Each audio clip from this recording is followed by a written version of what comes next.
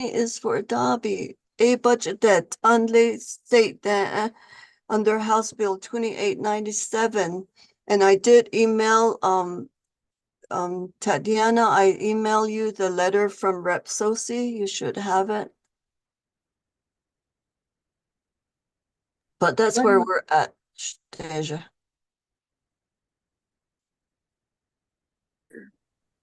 Okay, appreciate it. Tatiana will send that out to us. What I just want to make sure is here's a pause.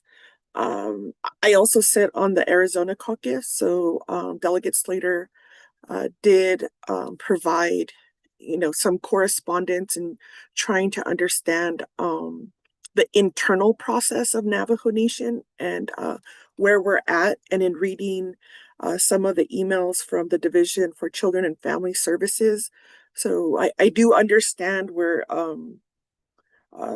there's some communication or how and this is a challenge because as a legislator you appropriate dollars, and then what type of leeway does either a state or Navajo Nation executive program have and how they distribute or utilize those dollars. I think that's the core issue here that we want to investigate more and see how we can work with the Arizona State program. I do want to let you know this Friday we are having our Arizona Governor Missing and Murdered Indigenous Persons Task Force there at the governor's tower.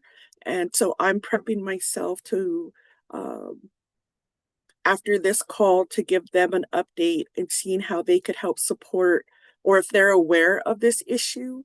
Because it does sound like Representative Sosi has provided the letter and the intent. And so we'll need to work with the governor and her Indian Affairs Department and staff, like Valora, that you know is our MMIP coordinator there, in terms of understanding the issue. So I appreciate that you're here on the call. And we may also need to look at Navajo Nation budget instruction manual. That's the BIM on external funds or grants, and see how Navajo Nation accepts those external dollars. And so we're going to learn a lot from this while trying to fix the issue. So I want to pause there and say, Shada, Ms. Jim, did you want to help with the response from Navajo Nation Division for Children and Family Services in that discussion and dialogue?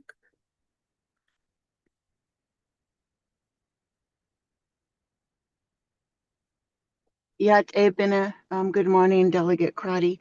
Right now, I'll be listening as a community representative on the task force, and we do have Cynthia So, who will be representing the division to speak to the issue, and then if I need to step in to help, I will. I appreciate that clarification. Okay, Shadeja, Miss So, I've read some of the emails, and so this is a space that's not going to be, it's not punitive. It's a space to understand what's going on with the issue. Some of the information you're still waiting for the state program to clarify, and then of course always how we can do better in the future. So, Miss So, you have the floor. Yeah, it's good morning, everyone. She Crescentia so Unishia Twitterclusion and Shalom Ideshkishni Bashichin, Ashida Shichay Dashanele. I work for the Department of Family Services. Together here we have provided a response just so that we can provide an overall from what had occurred up to present where we're at right now. So the Navajo Nation entered into a intergovernmental agreement with the Arizona Department of Economic Security to utilize funds for women's shelters and social services program on June 24th of 2025. The funding in question came from an appropriation from the state of Arizona through Arizona House Bill 2897 General Appropriations Act 2024 to 2025. The language in the bill states $500,000 to the Department of Economic Security to distribute to the Navajo Nation for women's shelters and social services. Based on the bill's language and in consultation with authorities from Arizona Department of Economic Security and the Navajo Nation, the funding was specifically intended for the Navajo Nation. Because the IGA was executed and intended for the Navajo Nation, the funds were deemed as public funds and subject to the Navajo Nation Procurement Act. To comply with the Navajo Nation law and the Navajo Nation Procurement Act, the Division for Children and Family Services conducted a procurement using a request for proposals and solicited bids from December 5th, 2025 to December 12th, 2025 for Arizona, for women shelters and social services. During this time, all interested vendors had the opportunity to submit bids to provide the services that were outlined in the RFP. The scope of the services included prevention of family violence, domestic violence, dating violence, support and shelter, and specialized services, including tailored support from children exposed to violence and serving underserved populations through culturally responsive and trauma-informed care. Once the solicitation period ended, the Division for Children and Family Services reviewed the proposal. At this time, a selection of the vendor has not been made. We continue to ensure that we are following the Navajo Nation law and the Navajo Nation Procurement Act.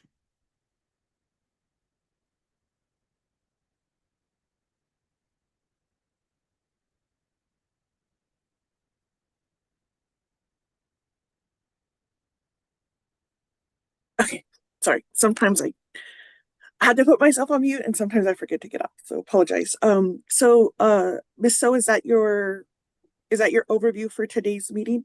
And Yes, so, ma'am. I appreciate it. So it opened up December 5th. And when you met with the Arizona Department of Economic Security, were they aware or did they work with Representative Sosi on the allocation that was appropriated through House Bill 2897? When we received a copy of Representative Sosi's letter, we meaning Department of Family Services and Department of Justice, went back to Arizona DES to make sure that we got that clarification to see if this was appropriated specifically for Adobe. So the response that we received from Arizona DES indicated that the funding was issued to Navajo Nation.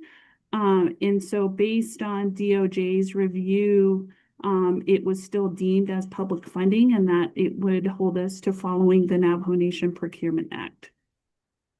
Okay, appreciate it.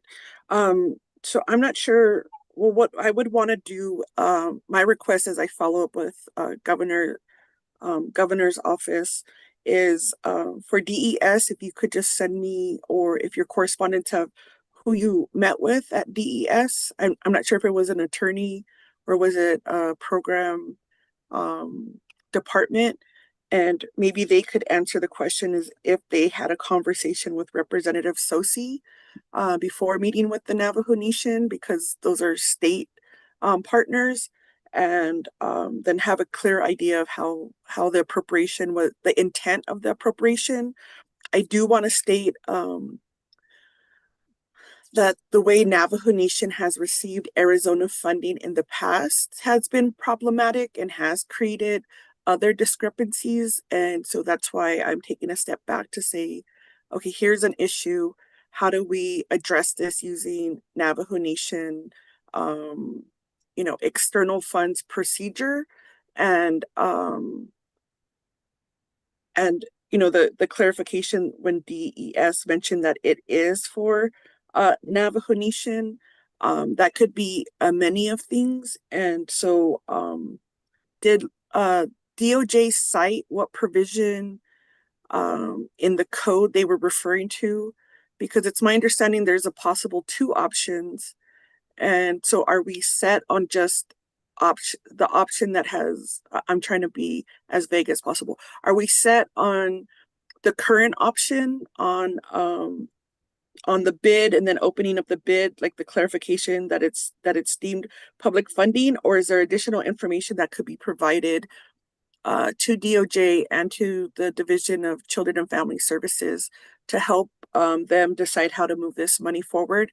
And it's my understanding that this money doesn't expire. So I'm also just trying to get a time frame on how we could support and get an understanding from Rep. Sosi and the Arizona Department of Economic Security. Those are great questions, Shada. So in consultation and kind of how reading the language of this of the legislation and how the funding would be used, I worked directly with Department of Justice to make sure that I understood the language as well and making sure that we followed through appropriately on our end. As of during those conversations, the only there wasn't a second option that was discussed. I was informed that it was considered public funding, therefore we had to follow the Procurement Act. So in that way, we followed through with creating a request for proposal and then being able to advertise that to those who were interested in applying for the funding. Okay. All right. So it might be that as we discuss this with leadership, I am hearing there might be a plan B. So what I'll do is follow up and see where that conversation leads in terms of the timeline. But I'm sorry, did you say was there a timeline for this funding to expire from Arizona? So within the Arizona House bill, it indicated that the funding would end September 30th of 2025. However, in my conversation with Arizona, the way they interpreted that language was they had to release the funding by that time. And then once they sent the funding to Navajo Nation would follow their own timeline. And so we were able to meet that deadline to get the funding transferred over to Navajo Nation before September 30th. And then from Navajo Nation, we follow our own timeline. But the way it's written in the law is that it's for 1 year from October 1st to September 30th. Okay, so just to clarify, October 1st of 2025 to September 30th, 2026? Correct. Okay, so I appreciate that update. What I'm gonna do on my end, I just want to see Ms. Hallwood, Shada, is that your understanding on where we're at? We do have I'm gonna go back and read the external grants, talk to caucus chair Slater. I know they're down in Phoenix now, so they may be able to get a more immediate response before our meeting on Friday. What I think right now is we do know what the Navajo Nation process is. So the challenge that I see here is how the Arizona Department of Economic Security is providing information to the Navajo Nation. And it's not clear to me if they met with Representative Sosi or how they came, like they provided that information to Navajo Nation, and that then creates this process. And so I wanted to ask Ms. Hallwood, Shada, have you talked to Arizona Department of Economic Security? Thank you again. So the person that I have been in contact with, myself and Vicky Shirley, is Catherine Steffen.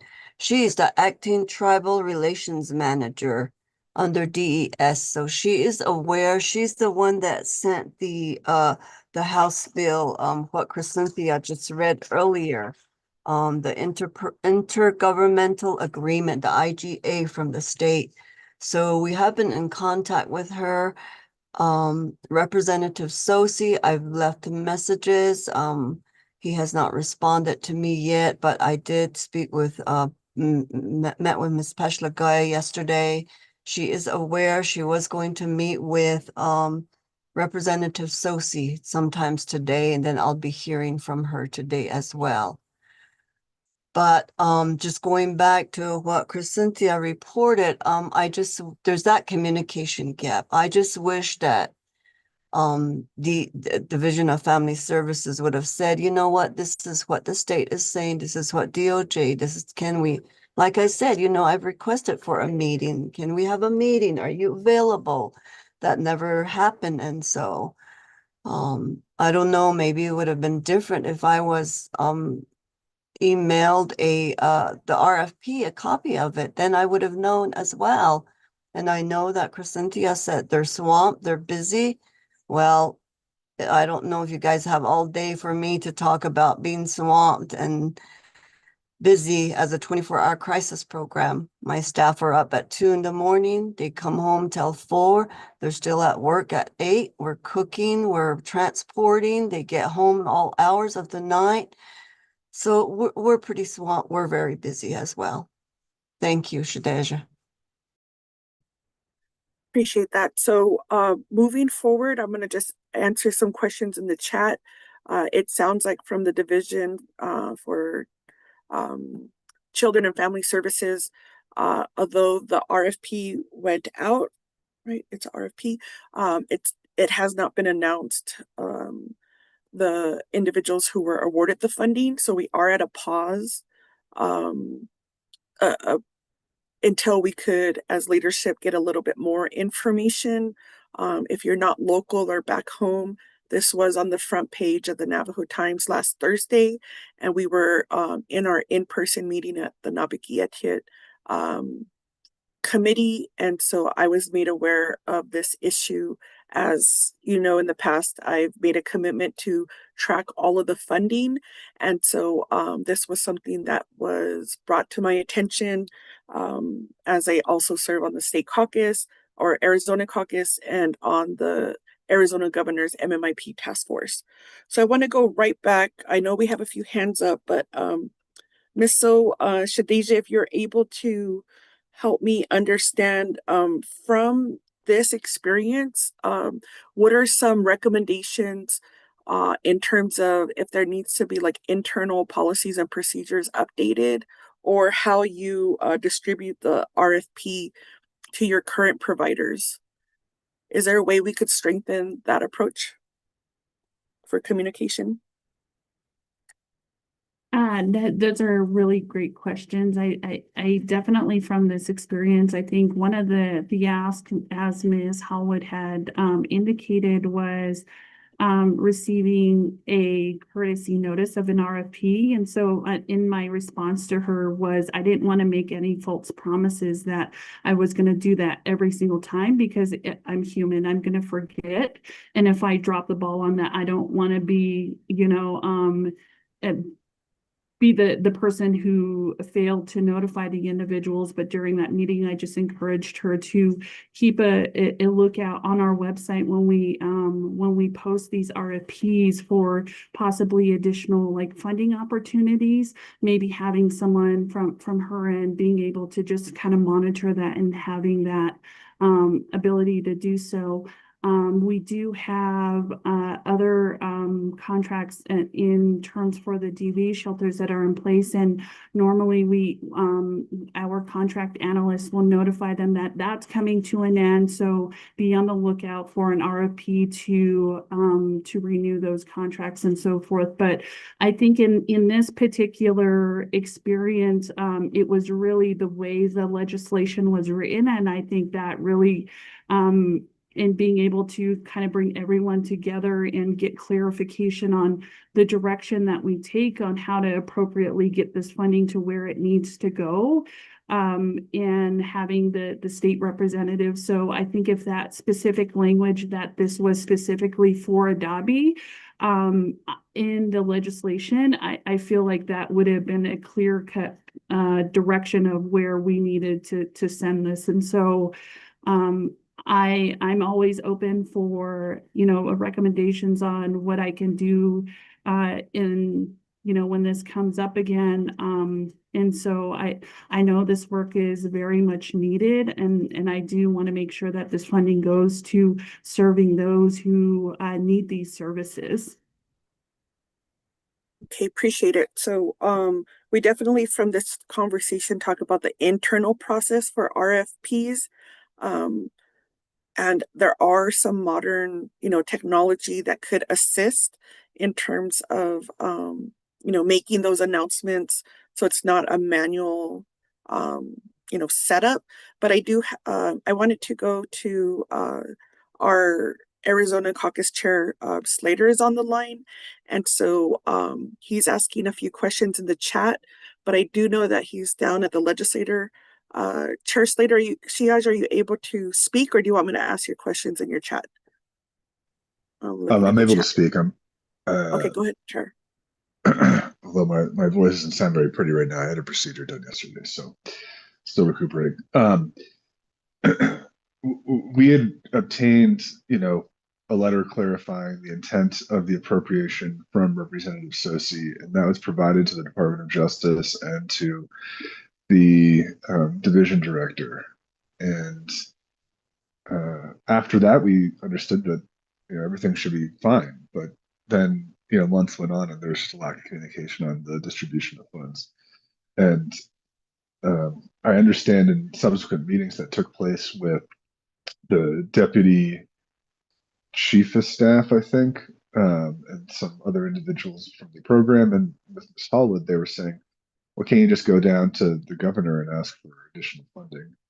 And I really want to make clear to everyone who is an internal employee of the Navajo Nation right now, and who's interested in receiving funding from the state, we end up looking colossally stupid when we don't honor things that are identified for specific allocations on the nation.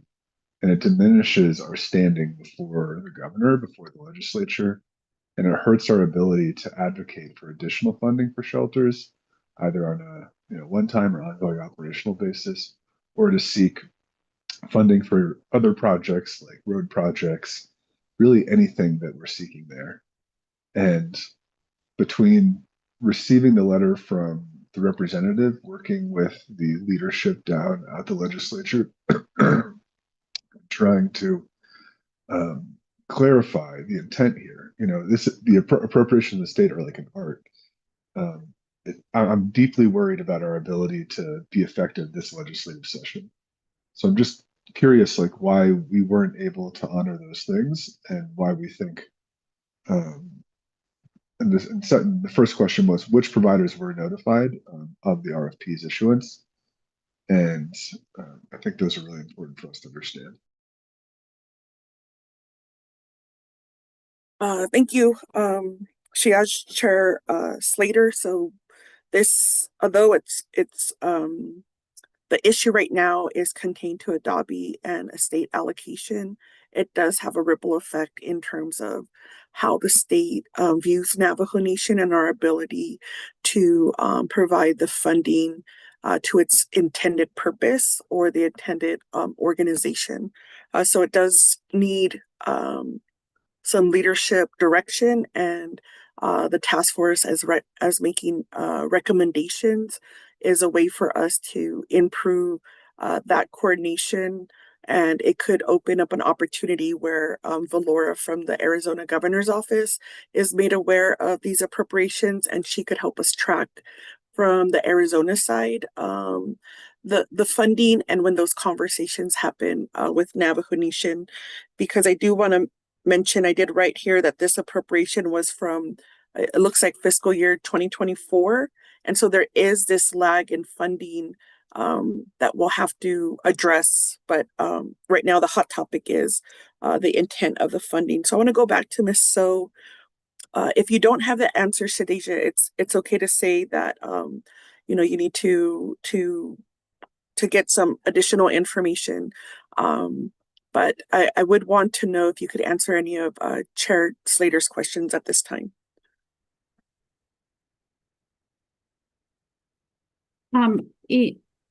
At this time, Shade, I don't have those answers. So I'm happy to note those questions and make sure that I meet with the appropriate people so that I can get those answers. Okay. Yeah, and that'll definitely be our follow-up during this week. And what we can do is, secure some time and the appropriate people as Chair Slater is down there with a cohort of delegates. And if there's any of the Office of the President staff are there in Phoenix, then my hope is that we could have this conversation and, understanding what led up to some of this decision making, and hopefully that there is some flexibility to correct some of the decisions that have been made. So the other question was in terms of providers. So how were your providers notified on this RFP? The RFP was advertised on the Division for Children and Family Services website. Okay. Okay, let me just make sure. Chair Slater, did you have any follow-ups?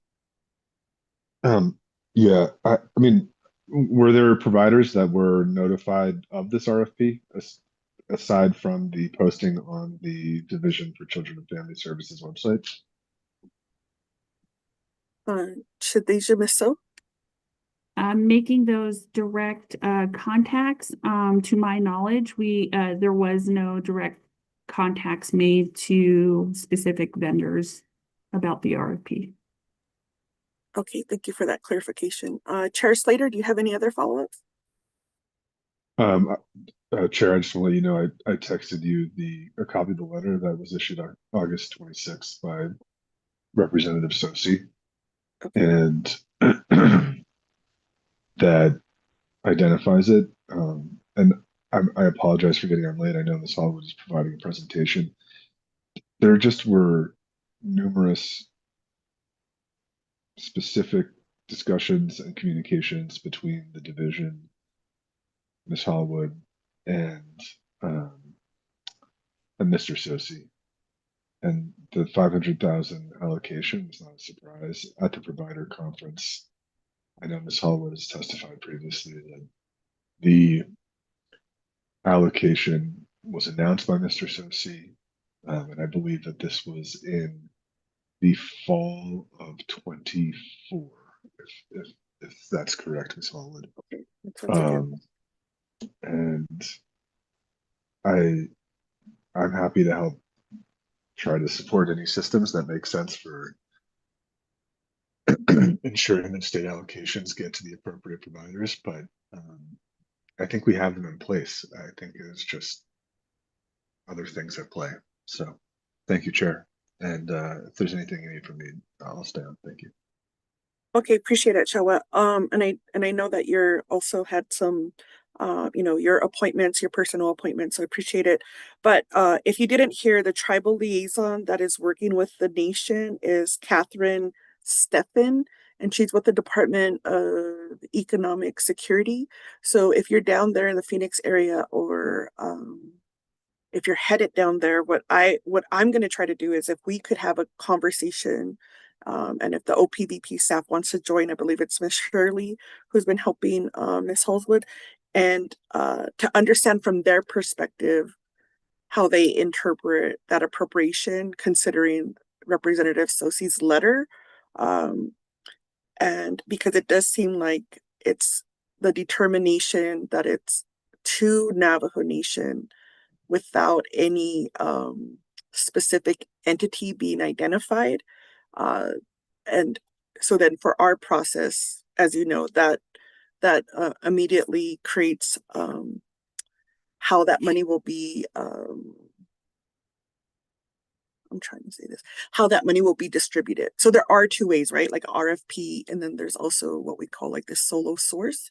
And so I wanted to get a clear idea of what DES, how that determination and conversation happened. So we would need a copy of the IGA with DES, because that does have all the contract language in there. And so if that's something that you could request on your end, or if you hit some walls, just let me know and we could work on this collectively together. May I We ask do you a have, question, Chair? oh yeah, go ahead. Yes. With the state, we have had several direct appropriations which have not required, um, excuse me, have not required IGAs, Right. and they've been direct transfers to the nation, or it's been extremely minimal in terms of you're just signing that the nation's receiving the money. Have we confirmed that there is an IGA for this? My understanding was it was a direct appropriation and there wasn't um, like an IGA with drawdown schedules, things of that nature. Okay. Let me confer with Shadeja Miss. So I did hear an IGA, so I wrote that down. But let's confer with Miss So. It's been also my experience that there's really never been an IGA with the state of Arizona. And so like we receive direct appropriation, whether it's a senior center, to Net College, millions of dollars for roads. Miss So, can you clarify if there's an IGA that was Yes, there is. There is an intergovernmental agreement between the Arizona Department of Economic Security and the Navajo Nation, and that was signed on June 24th of 2025. appreciate it. If you could get us a copy, that would be great, because I know that lays out the whole agreed upon language. And so, Chair Slater, that would be a great question if this is a change from DES, because there has been, I believe there's been other allocations that have, that have gone to the DES program and may or may not have required an IGA. So for those who are on the call, these are terms that we use in government.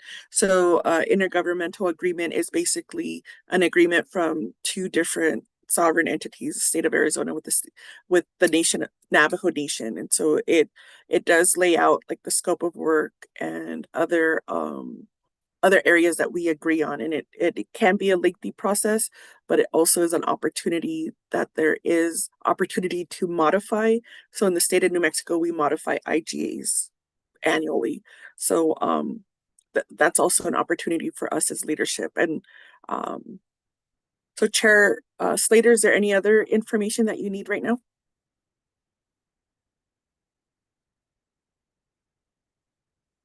Not right now. Thank you, Chair. Okay, appreciate it. So Shada, Ms. Hallwood, I just wanted to ask, and you don't have to answer this, but in some of this conversations, the status of insurance has become a possible issue. And so I want to make sure as we do follow-ups that we have a clear idea of what entity is requiring the insurance, and then what is the status of insurance, or if there's an entity that covers Adobe that we're not aware of. Again, I'm just collecting facts now, so that when we have these meetings, we're in a better state, and we would need to also, connect with DOJ in terms of what information they have found out, and if additional information would change how we approach this funding. Okay. So a lot of administrative Navajo Nation 101 happening here, but it's important. And we've talked about educating the task force and community members on how complex the budget process is and how that could either lead to successful funding for our recommendations. And as we're seeing now, like at Navajo Nation, the funding for Four Corners Canine Search and Rescue has still not been contracted out to the nonprofit. And now we're seeing this at the state of Arizona. And so it's an area that we would collectively shine a little bit more focus on. But Dee, I want to give you some time to speak on the issue. If you could just introduce yourself for those who are on the call, and you have the floor. Hi, Yate, Shay Delvina Charlie and Ishia Tohana Nishlo Ashihi Bashistin Tobana Dashache Tachini Dashanella Chinle Datnasha Ada Wadao Adana Astanishlim. Yate relatives, thank you for allowing me to be here. I'm honored to be among all of you today and learning and understanding more about what our local organizations are dealing with, especially like Adobe, that has been known for providing services since I was a little girl. I remember being in the shelter there. I remember my mom, the domestic violence, and it's really discouraging to hear one of the organizations on the Navajo Nation that's been there. I'm 38 years old, so it's been 40 years. It's been prosperous, but in the past couple of years, with all the organizations that have been there that have been successfully, we've lost them. You know, the Justin Ranch horse rentals down in the canyon of Canyon de Chelly, they're gone. They provided healing recovery services by just using their horses to take us horseback riding on Saturdays that they were paid funding through the tribe. So there was plenty back then. Now we can't say, oh, we don't know where it goes. Navajo Nation's getting awarded billions. Out of all the tribes throughout the US, we're the one that gets the most. And although I do not reside on the reservation, I am still well informed. You can get the Navajo Times for free at ASU, by the way. You can go to a couple of places down here and you can find the Navajo Times. With that being said, even though we're in the city, like myself, I'm pretty well informed. There's places for us to watch this. There's place for us to receive information. Department of Justice and the other legislators that you spoke, rebuttals for these right now, I would honestly expect something. I'm not a master's degree. I don't hold a title like that. But believe me, I'm a mother to a disabled child. I have so many things in my life going on. And I run 2 large groups on the Navajo Nation on Facebook page that provides information and alerts to our people, because our state and the Navajo Nation government and the United States do not find it important to get alerts out to our reservation. It's 2026, 2000, 2020, we don't have these resources. I'm 100% not running with any nonprofits. I don't get no funding. I don't ask nobody for money. I definitely do have found ways to get money to support organizations on the reservation and for you to go outside than going through the tribe. Because all this money that goes there, like you heard the DOJ, she don't know, she needs to go get help, which is okay. Believe me, if this was me in that position here, I would have been swallowed and chewed up and spit out. And so I want to say thank you for being here and everyone being respectful. But there's a time where we got to have everybody accountable to be the voice. Advertising this on the Department of Economic page or on the other Navajo page and pointing it their direction, it needs to be advertised on the Department of Justice. It needs to be advertised other places as well, even with the local councils. It should be pushed there and shared among the communities. I personally, too, living off the reservation, I've noticed this, that nothing's advertised until the day of or 72 hours of. We've pulled an event off in Tuba City, a nonprofit organization that is off of the reservation, and we're all city natives. We all made it to Tuba City. We pulled the event off with all of our donations, with our own money, with not any profit funding, but just as a community. We pulled it off. We got into the reservation. We've seen issues. We heard stories. We're staying out of political views. We're keeping this all strictly about recovery and healing to the root knit core before they end up in the shelters, before they end up in rehabs, before they end up in prison, or even if before they end up on an MMDR list on the rates. That's the goal today, to help. Adabi is a good organization that's been helping Navajo Nation for probably 50 years now. And for them to go through this and say this is pretty insulting. And for DOJ and for other representatives, this is where you're supposed to build the bridges and gap to give them encouragement where to go next, how to help them, push them forward. And to shut them down to give this to us is totally unprofessional.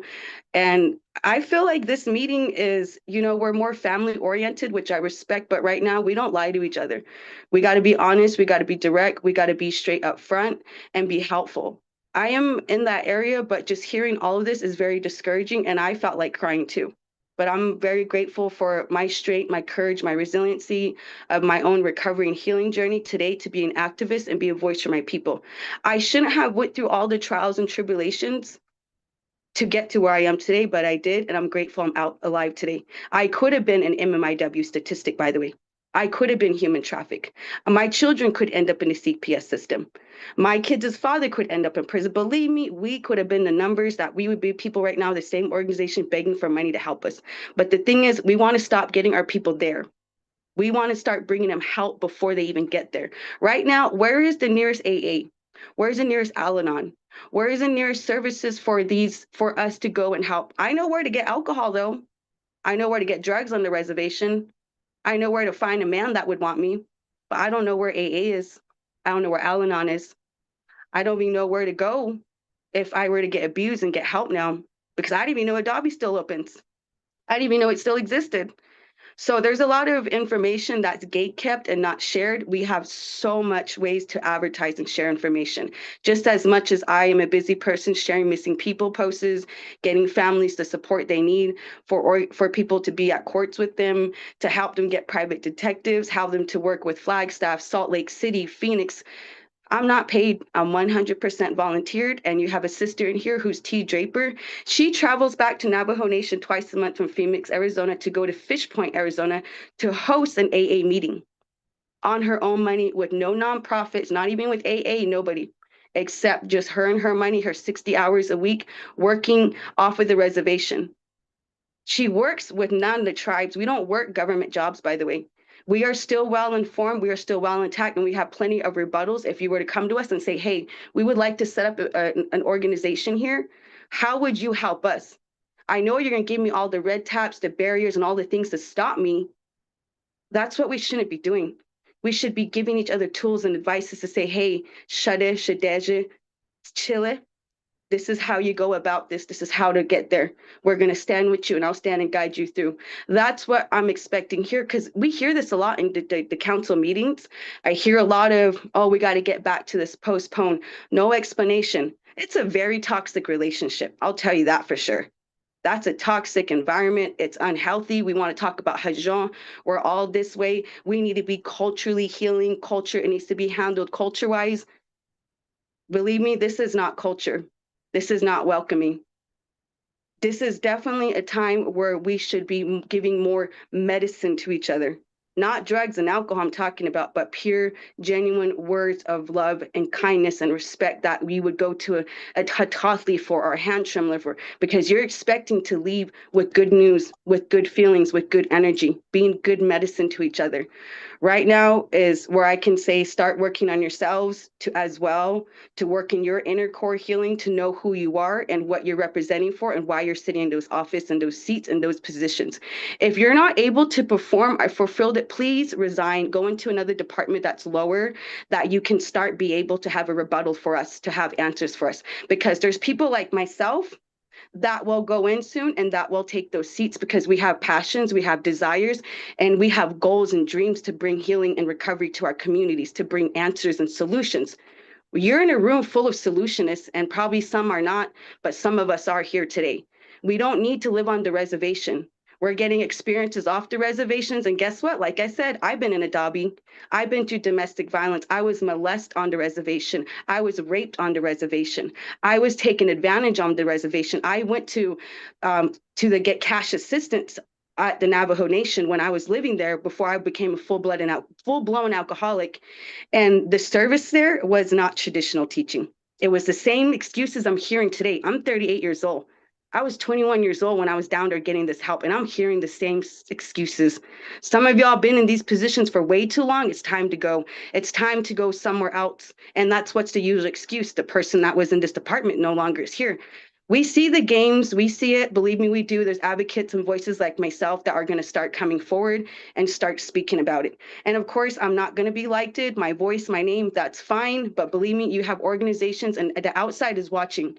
You see what's going on in this country today. Navajo Nation, you've seen White Mountain Apaches are doing. You see all the other Agua Sioux tribes pursuing forward. I've seen what happened to Abra Karate. I've heard her story.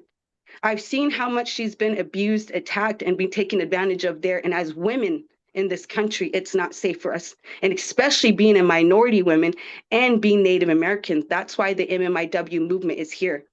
Created in Canada too, by the way, from another country, to say they're dealing with this issue there. And we're dealing with it thousands of miles away in Navajo Nation with our own government. So there's a problem here. And come on now, you're smart people. You're very smart. To come here to be nonchalant is very discouraging. So I'm really asking you to please get some answers for us, prepare to these meetings to know what you're getting yourself into, because I sure did. I didn't come here to ask for money. I didn't come here to ask for support.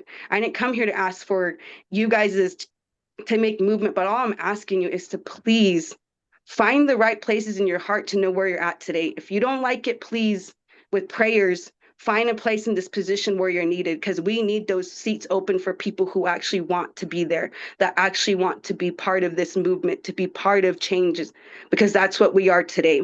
So thank you for your time. Please advertise a lot more for us to know. We need 3 weeks to even 3 months advance. As soon as it's announced, we need it advertised everywhere. And that's all I ask for today. And I appreciate all of you, Amber and Sister Tatiana, and everybody in here. I see other organizations, coalitions. I see you guys. I'm proud of you guys. You're thriving. I look forward to working with you. I'm not here to compete with any of you either. I'm just here to help build a bridge. Oh, appreciate it. Chawet, very powerful. Let me take a minute. And want to know that you're in the space that you could share the frustrations, share your personal journey and healing, and uplift us to know that there is a way forward and the work that we're doing matters, and that every relative matters, and building that connection and bridging on how Navajo Nation as a government, because remember, this is a system that has been here for over 100 years, and how has this system been created to help protect our most vulnerable or those who are most in need. And we're here in this space as community-based advocates, volunteers, and our goal here is to keep Navajo Nation programs accountable, and also the states and federal government. And so we do have hard conversations, but from these conversations, we're able to shed light on what are some possible communication gaps, and understanding everybody's role in making sure this doesn't fall through the cracks. And it has been very challenging to know that since the passing of this funding in 2024, that it's taken this long for Navajo Nation program, the system, in late December to send out an RFP, and to know then the intended purpose through that communication gap, through that system failure, collectively has failed Adobe. And so I have created this space with all of you so that we could have these hard conversations. And so I'm not going to say I was triggered. I was very, you took me through like a whole journey, but brought us back to like collectively we can get this work done. And also let us know from that ground perspective on what additional information is needed, because we're talking about like a database, we're talking about data, and something that could be a recommendation from the task force or from this conversation is that there's a centralized location or an easier way to access these RFPs, so that especially when you're dealing with community-based advocates or individuals who provide crisis 24/7, they probably do not have just one person dedicated looking at all of the RFPs. So how do we meet them where they're at? And that's something Navajo Nation programs and this task force can help. We could bring together all of the service providers who provide service on and off the Navajo Nation. We did this early in 2023 in Shiprock, so we could bring them back together and have a conversation, like, where can we meet you? And that's when you hear from, we call them program based, where they look at their policies and procedures, and we always say every law can be changed and amended, and every policy can be updated to be trauma informed, to make sure that there is what we call a warm hand response, that someone's responding to a phone call, to an email, and setting up that system, whether it's myself, in this role I happen to be in as a delegate, but also what we're hearing from our community. And so I appreciate you raising those critical areas. And I appreciate you for the work that you're doing, and for our relatives who are in the urban areas and still desperately want to be connected and be part of the solution. So you could also be that gateway in terms of how do we collaborate. And if it's on social, I call myself an elder millennial, so social doesn't come naturally to me, but how do we provide that information? And this is a challenge, and I'm just going to give my own reflection. Like the passion in your voice, the need is there for action and movement and accountability. So help what we would need, or if you have it, I know you're doing so many amazing things, is, you know, just continue to connect to be like, how can we provide that? Because we need to be better at providing and deploying communication and collaboration to our relatives who are in the urban area and in border towns, so that they don't feel isolated, or they don't feel like they're part of the solution for things happening here, like on Navajo Nation, because all of the prayers are set up for all of us collectively. It doesn't, there's no geographical boundary. And we're worldwide. So I appreciate your voice at this time. And sometimes the families, they're struggling. They want someone to acknowledge where they're coming from. And so I appreciate that, the work that you're doing. Did you want to share maybe one more thing as a follow-up, or how are you doing? Yeah, thank you for that. I do appreciate that. And that's what I'm saying, like building the bridge, filling the gaps with each other to help provide the services that our people need. Unfortunately, our leaders are focused in other areas. That's why we started our organizations. That's why we started these task force. That's why we started these committees, is for us to do that.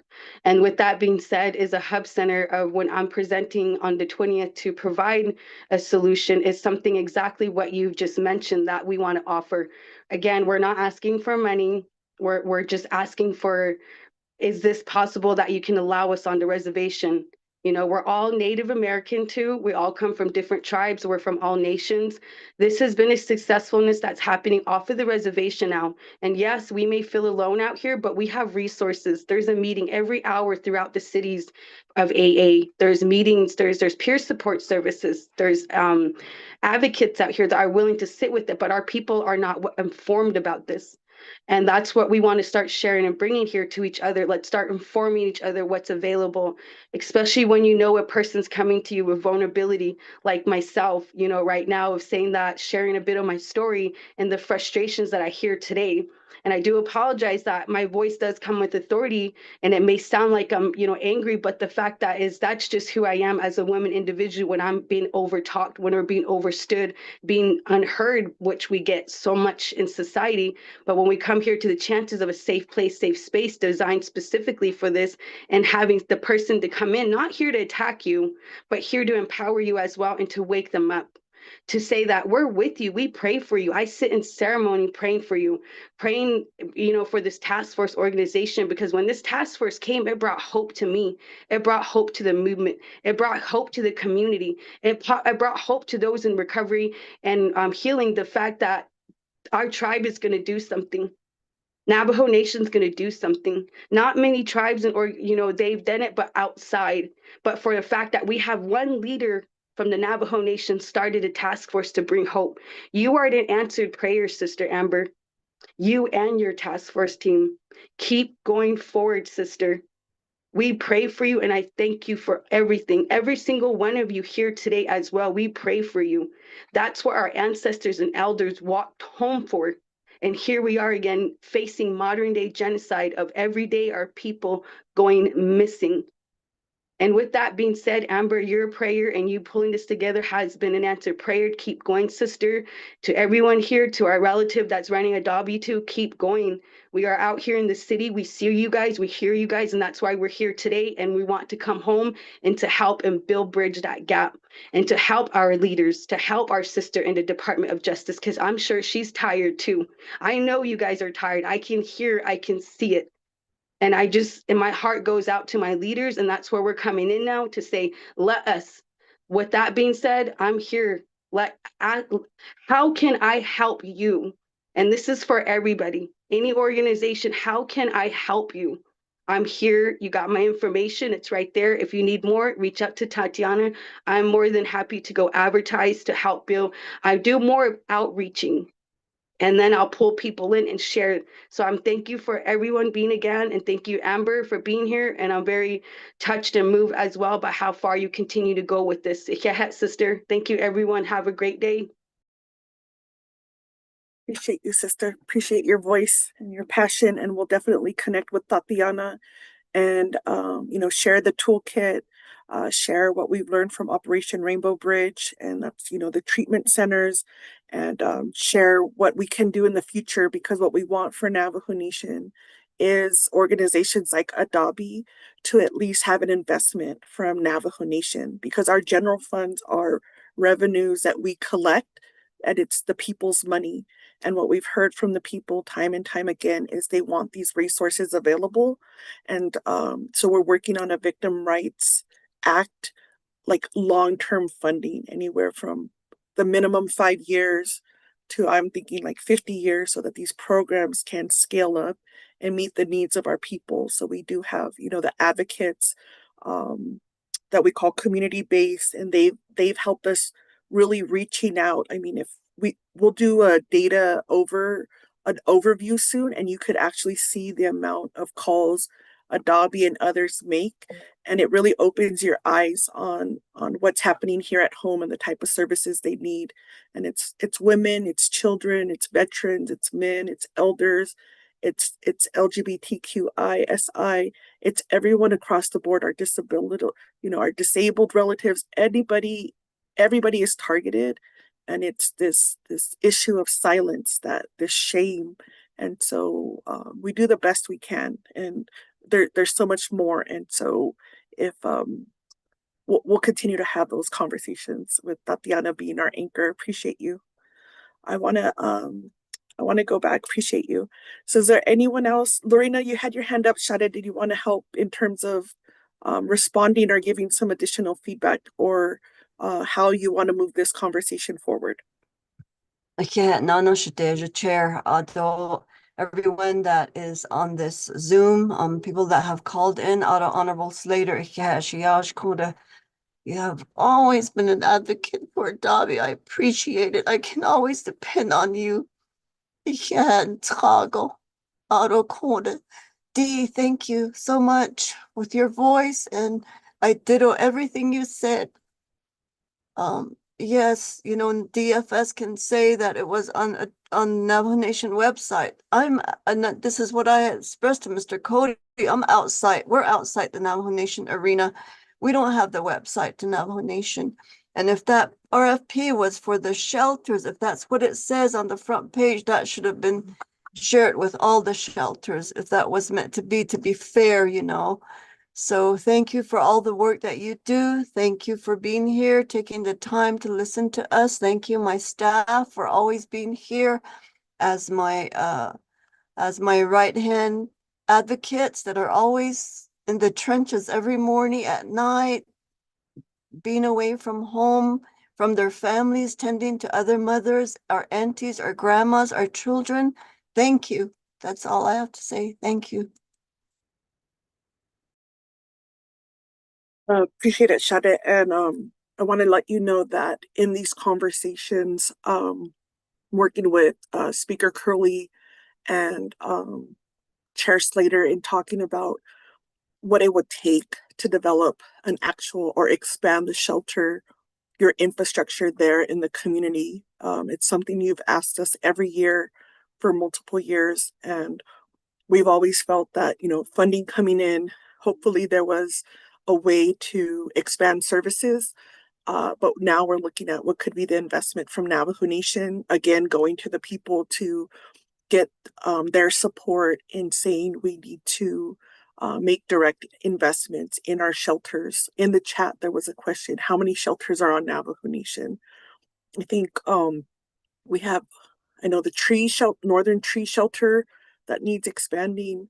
Your services there at Adobe, Kienta needs to be, some infrastructure. I think we may have one that's not publicly known. and but it does not clearly does not meet the need, and so we do rely on our border towns and their organizations and to provide shelter services. But I think I wanted to let you know too, we're having that broader conversation, and we'll go to the people and just tell them this is the work that collectively they're doing, and please, support us. And so far they have, they've passed chapter resolutions, we have agency resolutions, we go out and do public hearings, and so we'll be conducting our public hearings, I think, in April. We either do it right before graduation season or right after. And that's where we already collected enough information that overwhelmingly the Navajo Nation people, our citizens, want more investment into not only public safety, but also the prevention and resources for the victims of violence. So I think as we talk about this and others feel safe to advocate, not only are they saying this happened to me, I don't want this to happen in the future, but also help those that are in that situation right now. And so I think this is a good time to start creating, and we could put that as one of our formal recommendations from the task force. Our next report that will be sent to Navajo Nation leadership will be in spring. And so we really have until, I would say, maybe the end of March to start solidifying those recommendations to Navajo Nation leadership. So I want to put that on your radar. And if you need help, just right now, all we would need is just maybe like a 1 or 2 pager, a summary of what you've been working on and what support you would need to develop or expand services there in the Chinle and surrounding areas. I've reached out to Crown Point, and they have a team working on some shelter resources. I have a team here working with Division for Children and Family Services. They do provide, they have provided through federal appropriation. We've received some funding for shelters like at Northern Tree, and I think, the Tuba City. And so that's also a conversation we could start having collectively. And so if it's not on these Tuesday calls, I'm hoping I could find time in my schedule on a Thursday call to really start talking about domestic violence and sexual assault prevention again. Um, uh, just because with my budget too, it's been dramatically decreased. And so I really have to lean on this network here to provide the work, but I will always try my best to provide the space. So I appreciate all of you. Okay, so Chair Slater, thank you, Shiaj, for being on the call. And if you could let me know if you're able to get a hold of DES, and we could still figure out on our end how to move forward. And for everyone who's on the call, I do want to recognize we do have Vice President Montoya on the call. Shadeja, did you want to ask your question, or if you have anything else for Ms. Hallwood today? Ja, ito yeah, ano toto ani nikich ehinzigi shadeja Miss Charlie. Thank you so much for your words and your advocacy.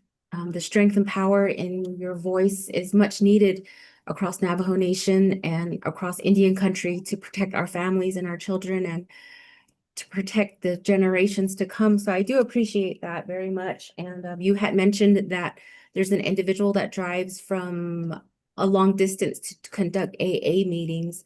And there's so many different resources that are needed across Navajo Nation. And even being in this position of vice president of the Navajo Nation, I received so much roadblocks and limitations put on me to try and push these type of resources through. And the reason I say I appreciate your words is because it's much needed. Because when I go out there and when I hear Shade Miss Crotty go out there, we're always told, oh, you're just saying that. You're just saying that. There's nobody there to support you to say these things. So when you insert your story and put your words out there with us, along with us, then I can say, no, listen to Miss Charlie. She just told us the story. It's not just something that I'm making up. It's not just something that I'm putting out there. Even though I've experienced domestic violence, even though I've experienced so many things, and I say to people, I'm the proof that these services are needed. Just because I'm vice president doesn't mean my life has never been touched by these traumatic experiences. Just because we're council delegates doesn't mean that we've never had this type of behavior presented to us. So again, I appreciate that you are out there being brave enough to tell your story.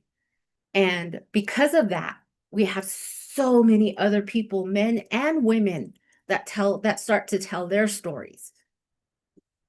When I read this article about the funding for a shelter being put somewhere else,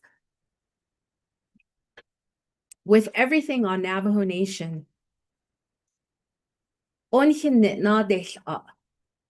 states of New Mexico, Arizona, and Utah. How are we going to fix it? They just put something in front of us and we were so happy that it was going to happen, and then they took it out from under us. And that's always the story. And just know that I'm doing my best to fight for it from where I can.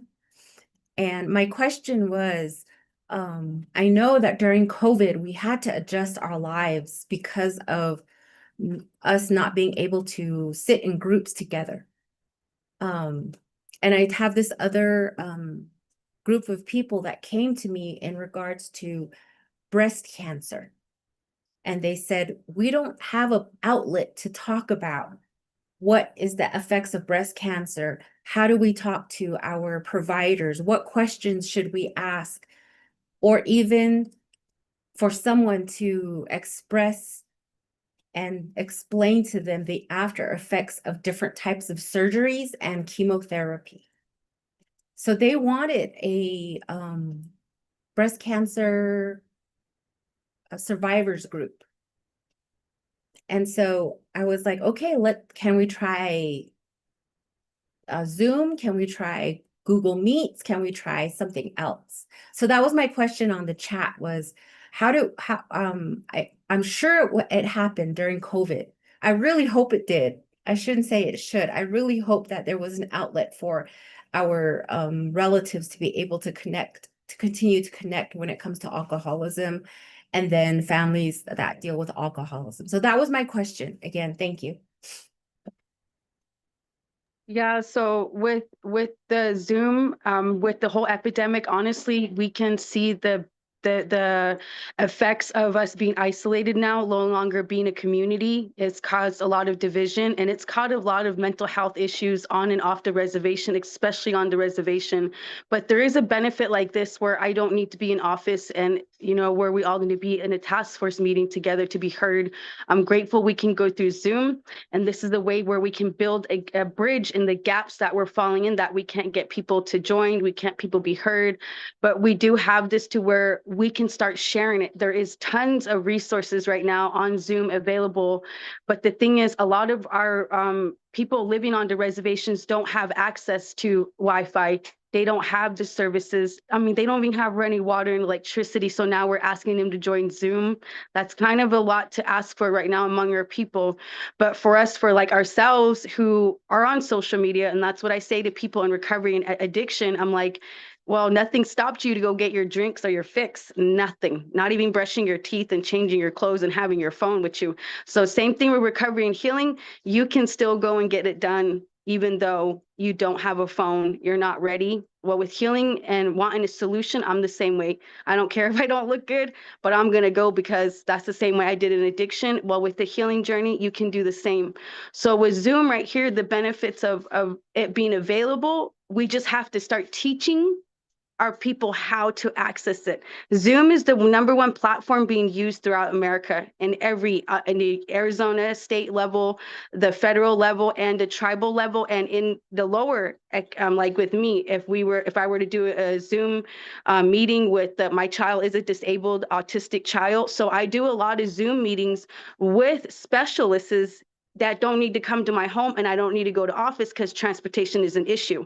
So they still do it. So for us to say, oh, private CDIS, believe me, we got to put that down. And like you said, Vice President, I appreciate you being here today, that we do. And I'm sorry that I do hear that too. I understand that you get shut down and pushed, but this is why Zoom comes in. This is the reason we can continue to use it and to help people utilize it more. But we just need to educate them more of how to get it. If they can access Facebook, they can access Zoom. Thank you. Oh, appreciate it. Thank you so much, Shadisha. Vice President, Montoya, did you have any other follow-up questions? But I think it's important to note, collectively, what we're trying to do is how do we share information? So I wanted to ask Ms. So with the Division for Children and Family Services, is there a way for us to start creating this hub of information? Our MMDR group is part of the DAP, and so we have our site here on the council's website, but we're looking at if there's a way for Navajo Nation programs to have more of a resource page. So that's a way that's updated, and it could help advocates and those who are in the community get access to resources that are available. Absolutely, Shade. I'm sorry. That is definitely something that we are working on. So I will make that a priority in working with each of the field offices and identifying those resources and then being able to provide that. Okay, appreciate it. And then let us know in terms of challenges and what we need. And then Ms. Hallwood, Shade, I was mentioning we gathered as all of the providers early 2023. Let's schedule to have a reconvening. Let us know whether you have a convening of all of the advocates and shelters that we could, we can merge with, or if we need to holistically find, we've been trying to get all of the Navajo Nation advocates together, and it may just have to be a Zoom call at the first time because of all of the, the crisis and everything that happens. But I would like to make space so that our advocates are getting updated information. So it could be like continuing education or a place for us to share. I know with the sexual assault prevention, the nurses, they come together. So I just wanted to invite or see if that's already happening and how we could be a part of that. So I know when Director Cody was first appointed as a division director, we met with him at Shiprock, and all the shelters were there providing services. And President Boone Nygren was at this meeting as well. And at that time, Mr. Cody informed all of us, "Don't hide the Shinata. I'm going to come back and I'm going to get everybody back together. I'm not just going to leave you guys." Then we've asked for that. And I know you've asked that too, Shadeja, Amber. We were talking about this when we had that meeting in Santa Fe. And I think at that time you texted or emailed him. So I think that's still a good idea. I am for that for all the shelters. We really don't know what the other shelters are doing because we're so busy. We're swamped. We are on the front lines. We're in the trenches every day, like I said. So we're real busy, but I think that coming back together and just moving forward in this work that we all do with my sister shelter directors is a good idea. Thank you. Okay, appreciate it. So we'll start wrapping down these discussions. We'll send out the meeting. Every meeting we're now, recording and sending out action items. So it helps me, helps everybody stay accountable. I don't see Yolanda Azua on the call from the Office of the President and Vice President. But what we'll do is I could, if you could help me develop a memo template that we could work on, and we'll send Ms. Azua the requests that we need from executive regarding today's meeting, and that would be helpful so that we could coordinate a call. So I did hear from Ms. So that she would assist in just seeing, let us know, Ms. So, either by email or if you want to come back to our Tuesday call, We meet every Tuesday from 8:30 to 10. Sometimes we go a little bit beyond, but today's a tight schedule. And I just wanted to end with Shada, Miss Jim, did you want to include anything else regarding the discussion? Yeah, thank you, Delegate Crotty. Just as a community representative, I just want to say that I really appreciate the work that Adobe has done over the years, just for myself and my family. I know over 30 years ago, there's been a lot that they helped with and continue to help other families with today. So, Lorena and your team, I just want to say I appreciate everything you're doing. Thank you for your continued collaboration and presentations. I think you also help educate a lot of people about all the issues that we're all addressing together. And again, it is tough work. It's very concerning that we, have to continue to fix systems that will really help our Navajo people. And I think we see this through our DAP work. We'll just continue again to find solutions, and just want to let you know that I appreciate your team and everything you're doing. Yeah. Okay, appreciate it. So that will be our follow-up. You'll get the meeting notes. Relatives will come back next Tuesday. If we create, or when we create the space on a Thursday for our domestic violence, sexual assault prevention, we'll make sure, I want to do it in a similar format, so at least you're able to get on the Zoom if you want to participate, or we live stream. And so the community does have access to this information. And if they're not able to hear us during this time, they can always go back to the council's YouTube channel.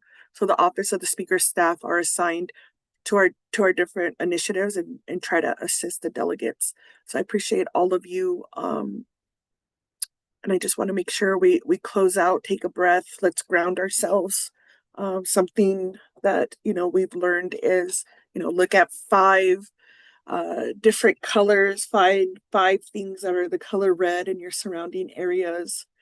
And it kind of helps you ground and, go back to your senses. Are there 4, I'm trying to think now, I can't think of an example. So it's colors. Oh, feel 4 things around you, different textures. 3, look for, or if you have your breakfast, maybe take a taste of your breakfast and your tea and maybe your coffee. 2, I'm thinking of the other senses, so help me.